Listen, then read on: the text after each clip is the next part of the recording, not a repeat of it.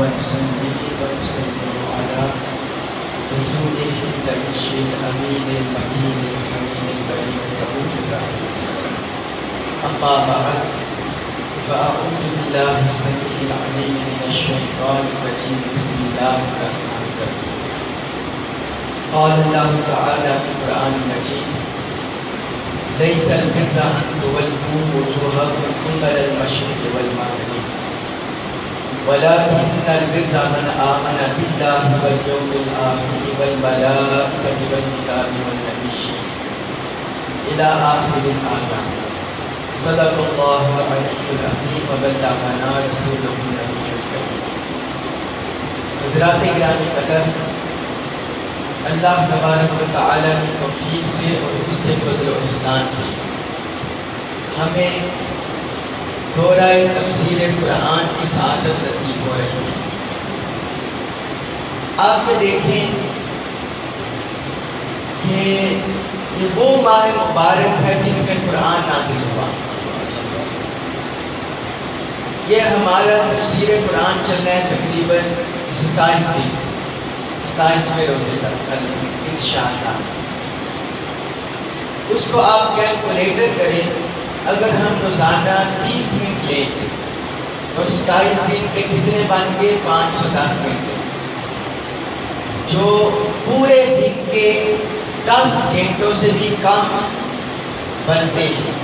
پورے دن کے اگر 10 گھنٹے ملائے جائیں 600 گھنٹے، تو اس سے بھی کم یہ عدد بنتا ہے. تو یہ 510 گھنٹے میں جو ہم نے ڈیلی دینی ہے 25-30 منٹ، تو اس میں ہم نے پورے قرآن سے الحمدللہ گو تھرو ہو جانا ہے اللہ تبارک و تعالی کی توفیق سے. تو یہ کتنی بڑی سعادت ہے. جو وہاں بیٹھے ہوئے ہم نزدیک آئے، نزدیک تشریف لیں. جتنی زیادہ قربت ہوتی ہے اللہ پاک کی طرف سے فیضان بھی اتنا زیادہ ملتا ہے. حضور علیہ السلام کی ایک حدیث مبارک آپ کے گوش گزار کر کے تو ہم اپنے دورہ تفسیر قرآن کی طرف آتے ہیں. آقا علیہ السلام نے حضرت ابو ذر غفاری رضی اللہ تعالی عنہ کو نصیحت کی. فرمایا: اے ابو ذر، صبح کے وقت اٹھ کر تمہارا قرآن مجید کی ایک آیت کو سیکھنا تمہارے 100 رکعت نفل پڑھنے سے بہتر ہے. سنن ابن ماجہ میں حدیث مبارک ہے. ایک آیت مبارکہ کا علم سیکھنا فرمایا تمہارے 100 رکعت نفل پڑھنے سے بہتر ہے.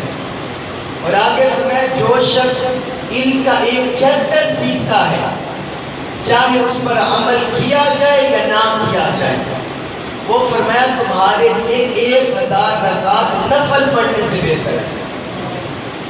آپ اندازہ کریں آقا علیہ السلام نے تعلیم کی، تعلیم قرآن کی، علم کی، حصول علم کی کتنی اہمیت فضیلت بیان فرمائی ہے.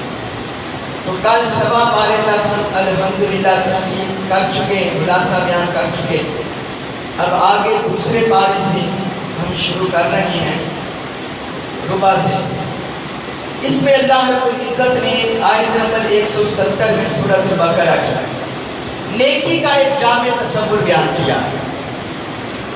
فرمایا نیکی صرف یہ نہیں ہے کہ تم مشرق و مغرب کی طرف منہ کر لو، یعنی قبلہ کی طرف منہ کر لو، یا آنا کعبہ کی طرف مشرق یا مغرب کی طرف سین کر لو، چہرہ کر لو، تو سمجھو یہ نیکی ہے. یہ صرف یہ نیکی نہیں ہے. اللہ پاک نے بھی نیکی کا جامع تصور دیا. فرمایا نیکی یہ ہے جو شخص اللہ پر، یوم آخرت پر ایمان لاتا ہے، والملائکۃ والکتاب والنبیین، جو فرشتوں پر ایمان لاتا ہے، جو اللہ کی اتاری ہوئی کتاب پر ایمان لاتا ہے، جو انبیاء پر ایمان لاتا ہے. ایک حصہ آگے فرمایا وآتى المال على حبه ذوي القربى واليتامى والمساکین وابن السبیل والسائلین وفی الرقاب. اور جو اللہ کی محبت کی خاطر اپنا مال دیتا ہے، تقسیم کرتا ہے، رشتہ داروں کو، یتیموں کو، مسکینوں کو، مسافروں کو، محتاجوں کو اور گردن کے آزاد کرنے. دوسرا حصہ ابھی بھی نیکی کا تصور ہضم نہیں ہوا۔ تیسرا فرمایا وَأَقَامَ الصَّلَاةَ وَآتَى الزَّكَاةَ، اور جو نماز قائم کرتا ہے اور زکوٰۃ دیتا ہے۔ تیسرا حصہ ابھی بھی یہ بیان جاری ہے۔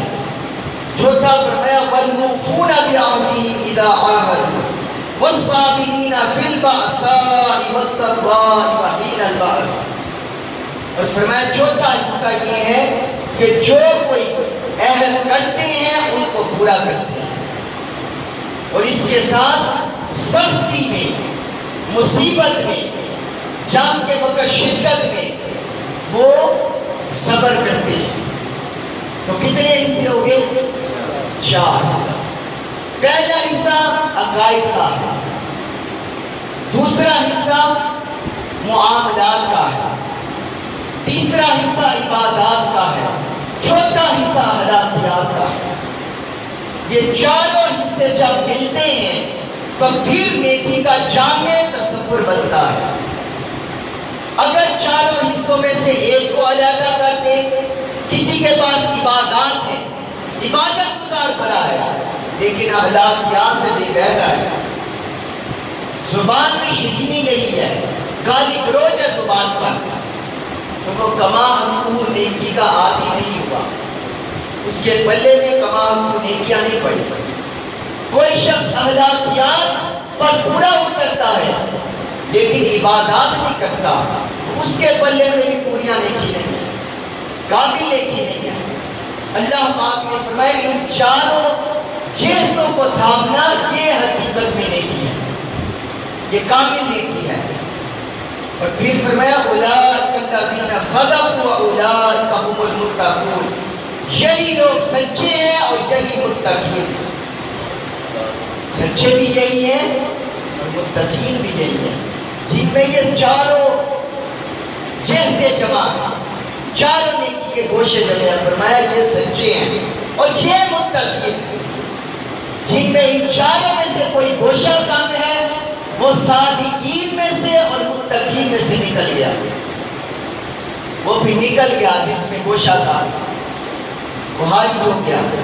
پھر آگے اللہ پاک نے قصاص کے بارے میں بیان کیا ہے کہ جو تم میں سے ناحق مارے جائے تو ان کا قصاص لینا تم پر فرض کیا گیا ہے۔ جو کوئی قتل کیا جائے فرمایا ان کا قصاص تم پر فرض کیا گیا ہے۔ اب آپ دیکھیں کہ قصاص میں کتنی بڑی حکمت اللہ پاک نے بیان فرمائی۔ خدا نہ خاصہ اگر آپ میں سے کسی کے خاندان کے 10-12 افراد قتل ہو جائیں اور اس کو اس پر عدل و انصاف نہ ملے تو کیا ہوگا؟ زمین میں فساد پھیلے گا، زمین میں فساد پھیلے گا، فتنہ اور فساد پھیلے گا، ہر طرف لڑائی جھگڑے کہ ایک خاندان کے 10-12 کسی ظالم نے قتل کر دیے ہیں۔ اور قرآن کہتا ہے یا ایھا الذین آمنوا کتب علیکم القصاص فی القتلی، کہ جو بھی قتل کیے جائے ان پر قصاص لینا تم پر فرض کیا گیا۔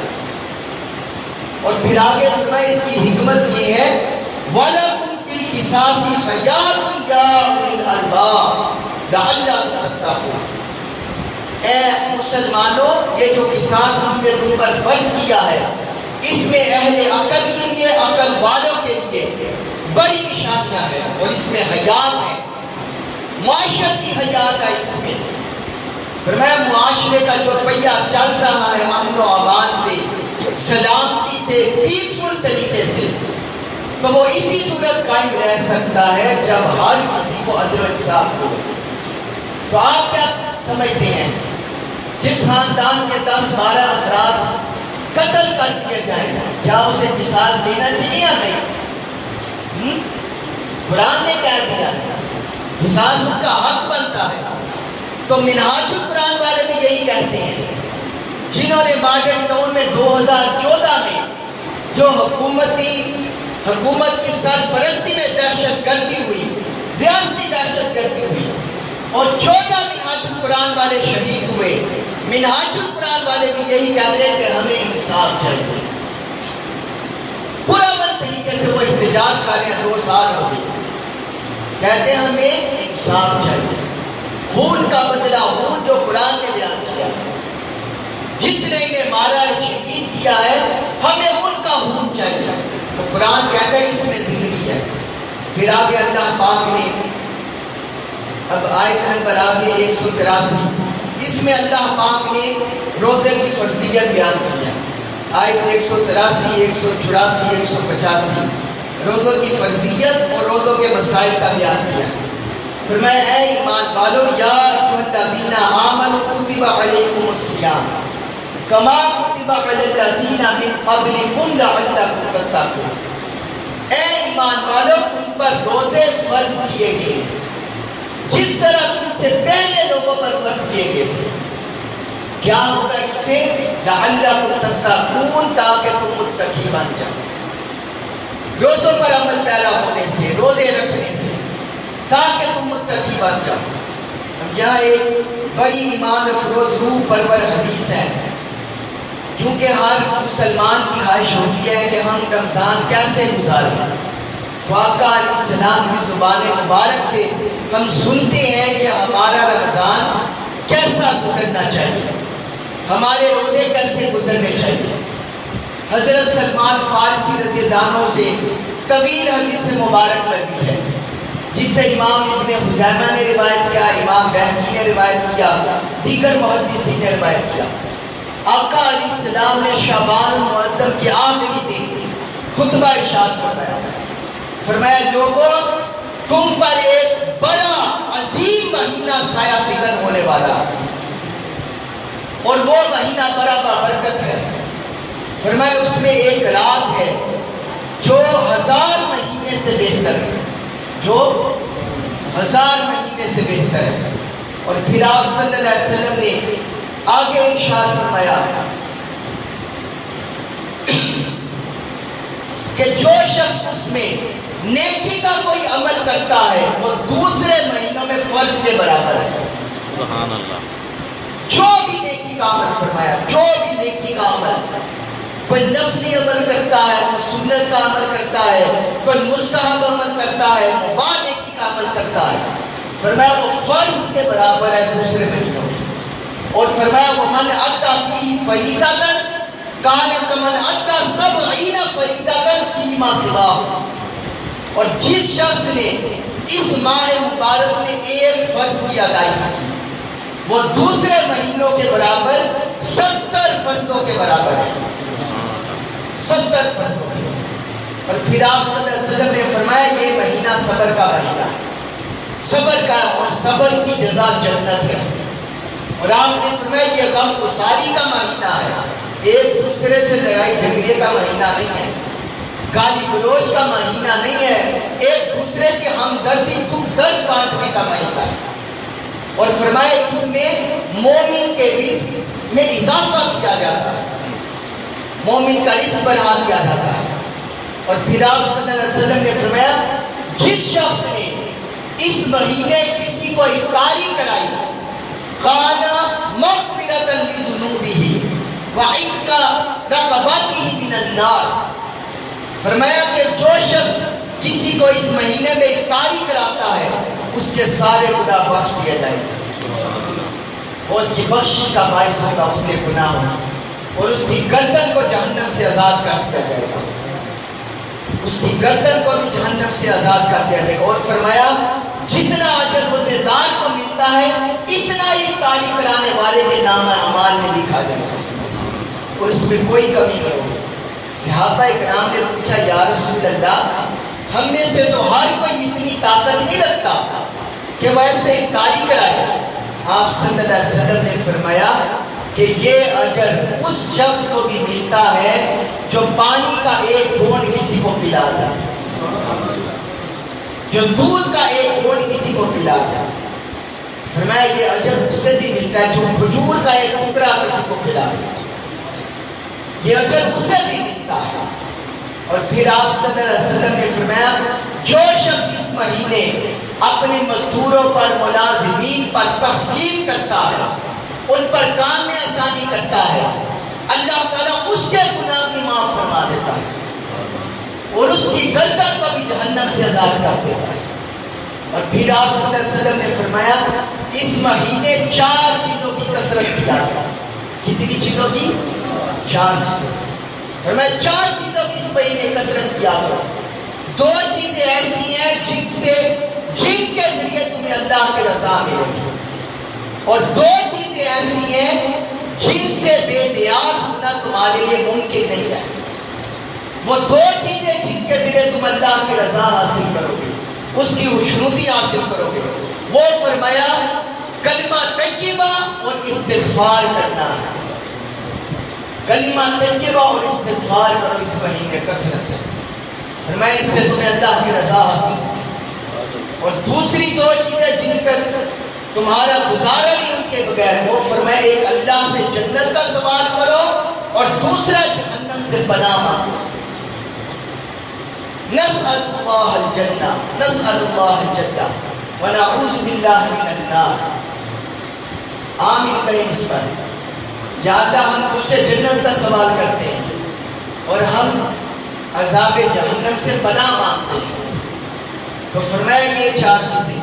اور پھر آگے آپ صلی اللہ علیہ وسلم نے فرمایا کتنی عظیم خوشخبری سنائی. فرمایا جو شخص اس مہینے کسی کو پیٹ بھر کے کھانا کھلاتا، پیٹ بھر کے، قیامت کے دن اللہ تعالیٰ اس کو میرے حوض سے پانی پلائے گا.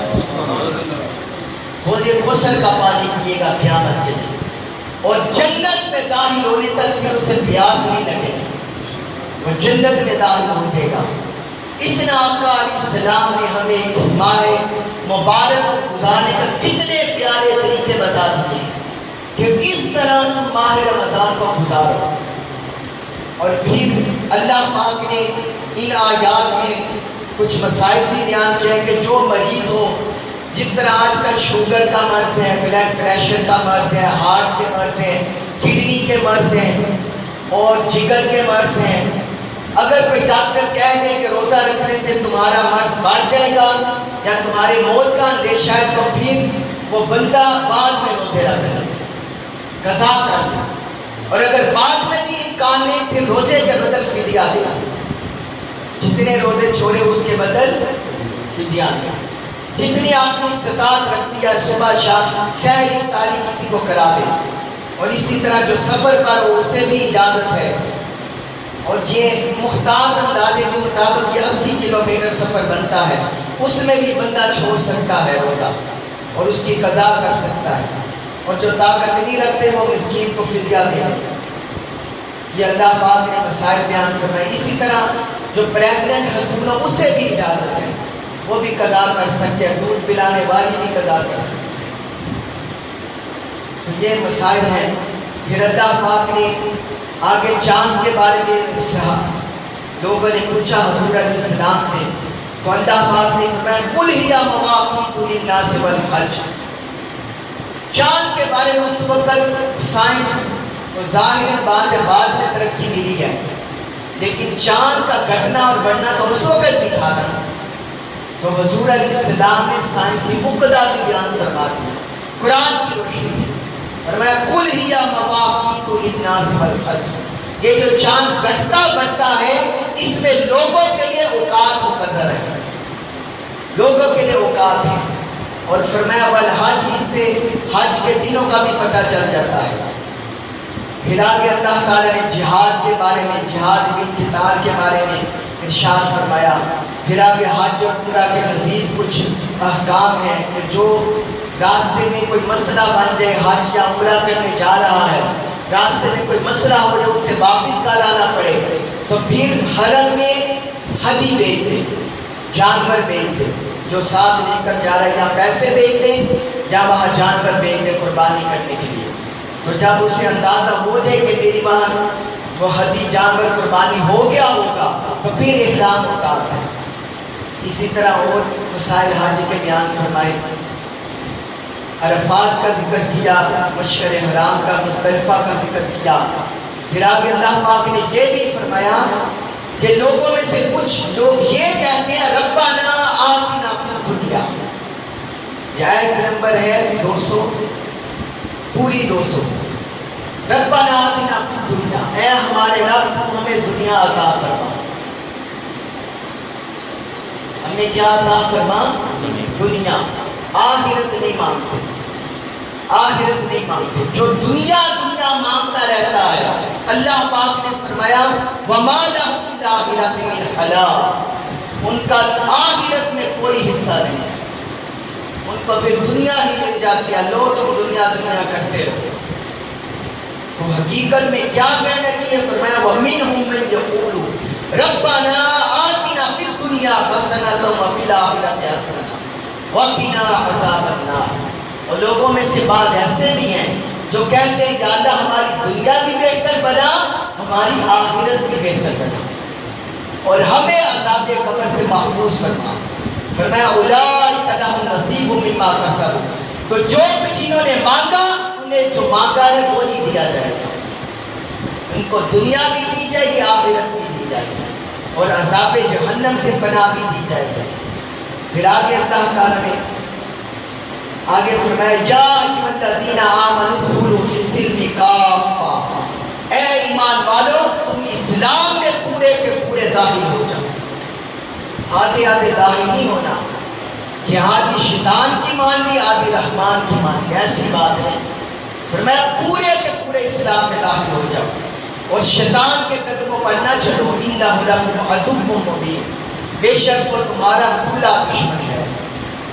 پھر آگے اللہ تعالیٰ نے یہ بھی بیان کیا کہ لوگ پہلے سارے ایک ہی تھے, سارے لوگ, ساری دنیا کے لوگ ایک تھے. جب ان میں اختلاف ہوا تو انبیاء کرام کو بھیجنے کا اللہ پاک نے سلسلہ شروع کیا. پھر اللہ تعالیٰ نے حرمت والے مہینوں کا بھی ذکر کیا کہ حرمت والے مہینوں میں قتال کرنا, جنگ کرنا یہ حرام ہے, گناہ کبیرہ ہے. 4 حرمت والے مہینے ہیں, ذوالقعدہ, ذوالحجہ, محرم اور چوتھا رجب.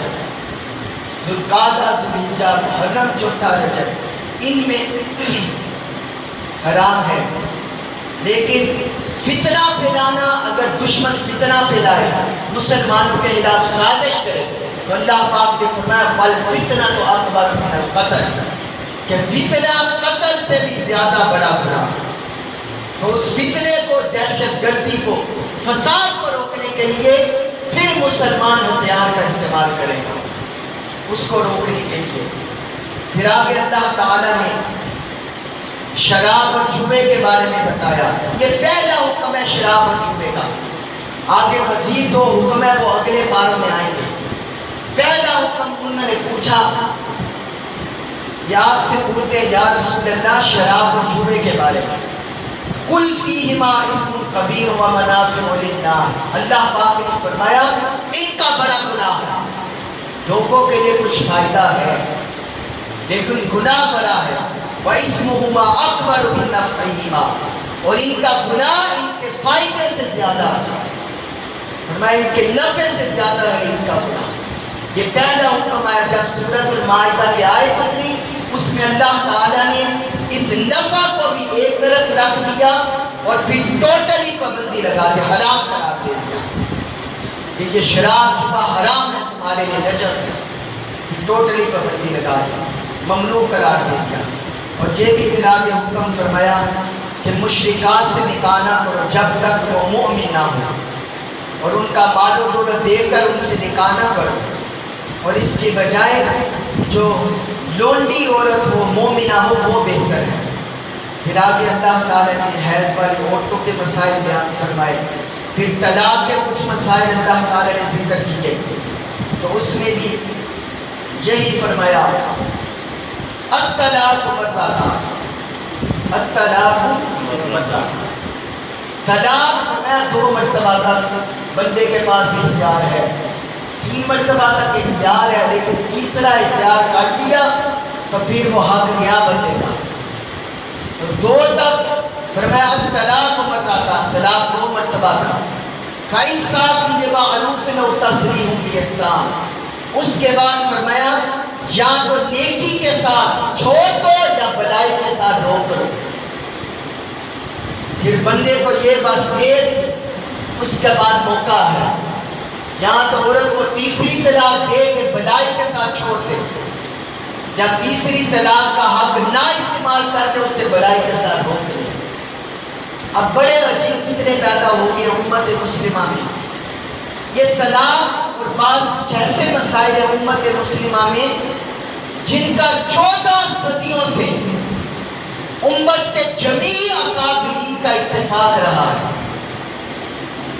امام اعظم ابو حنیفہ، امام مالک، امام شافعی، امام احمد بن حنبل رحمۃ اللہ علیہ، چاروں ائمہ کا یہ اتفاق ہے کہ جس شخص نے اپنی بیوی کو 3 مرتبہ طلاق دے دی، چاہے یک مشتے یا علیحدہ علیحدہ، وہ طلاق واقع ہو جائے گی. یہ چاروں ائمہ کا اتفاق رہا 14 صدیوں سے. اب ہمارے دور میں ایسی جہالت آ گئی ہے جو قرآن و سنت کے اصول حضور علیہ السلام کے قریبی زمانے سے زیادہ سمجھنے لگے. یہ فتنہ پروری ہے، جہالت ہے صرف.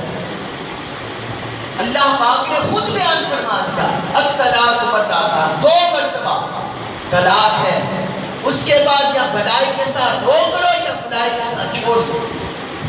اور جس نے 3 طلاقیں دے دی، پھر آگے اللہ تعالیٰ نے اس کا دوسرا حل بتایا فَإِن طَلَّقَهَا فَلَا تَحِلُّ لَهُ مِن بَعْدُ حَتَّىٰ تَنكِحَ زَوْجًا غَيْرَهُ. جس نے تیسری طلاق بھی دے دی تو فرمایا وہ اس وقت تک پھر پہلے بندے کے لیے حلال نہیں ہوگی جب تک وہ کسی اور کے ساتھ نکاح نہ کر دے، جب تک حلالہ نہ ہو جائے. یہ حلالہ کا مسئلہ بیان فرما دیا.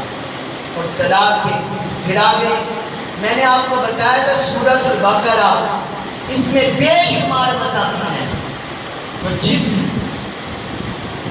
خاتون کا خاوند فوت ہو جائے اس کی عدت بھی اللہ پاک نے اسی صورت میں بیان فرمائی. جو پریگننٹ نہ ہو اس کی عدت فرمایا 4 ماہ 10 دن کی، وہ عدت اس کی بیان فرمائی اللہ پاک نے اسی صورت میں. پھر آگے اللہ تعالی نے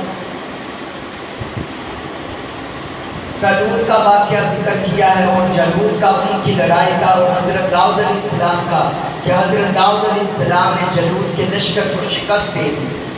لشکر قلیل تھا حضرت داؤد علیہ السلام کا، لیکن ان کے اندر شہادت کا جذبہ، ایمان کا جذبہ یہ سب سے زیادہ تھا، تو انہوں نے شکست دے دی.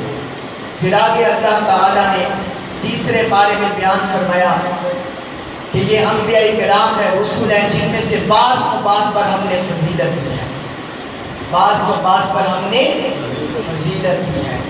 اسی پر ہم اہتمام کرتے ہیں کیونکہ آگے انفاق فی سبیل اللہ کا اہم مضمون لنک آ رہا ہے، وہ کل ہم بیان کریں گے.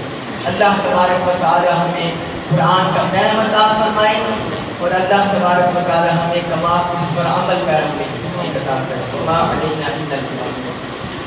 الرحمن الرحیم إياك نعبد وإياك نستعين. اللهم صل على سيدنا ومولانا محمد وعلى آله وصحبه وسلم. ربنا آتنا في الدنيا حسنة وفي الآخرة حسنة وقنا عذاب النار. ربنا لا تزغ قلوبنا بعد إذ هديتنا وهب لنا من لدنك رحمة إنك أنت الوهاب. ربنا إنك جامع الناس ليوم لا ريب فيه إن الله لا يخلف الميعاد. یا رب رسول کرم فرما ہماری نماز روزے اپنی بارگاہ میں مقبول فرما. یا اللہ مجھے جو غلطی کو گائیڈنس عطا فرما، ہم سے درگزر. ربنا تقبل منا انك انت السميع العليم وتب علينا انك انت التواب الرحيم. وصلى الله تعالى على